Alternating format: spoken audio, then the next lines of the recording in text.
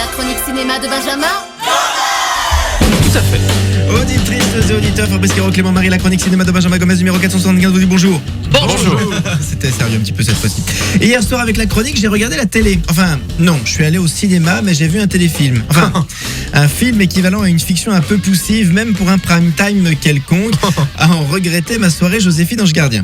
Benjamin, hier soir, il n'y avait pas Joséphine Ange Gardien à la télé. Alors non, c'est vrai, mais je les enregistre en fait. Et je les regarde quand ça va pas. Alors après bon, ça va pas mieux. Bon, enfin bref, assez parler de moi, pardon. Le film c'était L'Oncle Charles, réalisé par Étienne Châtilliez avec Eddie Mitchell, Alexandra Lamy et Valérie Bonneton. Pourtant l'histoire m'attirait. Charles Doumingue, un riche français ancien rugbyman émigré en Nouvelle-Zélande depuis 50 ans, apprend qu'il va mourir et décide de retrouver sa sœur. Côté français, Corinne, une clerc de notaire véreuse, monte une arnaque. Elle fabrique une fausse famille Doumingue en espérant toucher l'héritage. Et comme la fausse famille est composée de José, son mec, Louise, sa meilleure amie, Élodie, la fille de Louise, et le bébé d'Élodie, on nage en plein vaudeville, ce genre que j'apprécie tant, où les portes claquent, les quiproquos s'enchaînent et le scénario place ses personnages dans des situations comiques de plus en plus impossibles. C'est pas l'humour le plus fin, mais ça fait toujours rire. Effectivement, alors malheureusement là les portes ne claquent pas car elles ont du jeu. Le scénario met une bonne demi-heure pour installer la situation dans la barque de l'humour avant de ramer difficilement jusqu'à la fin.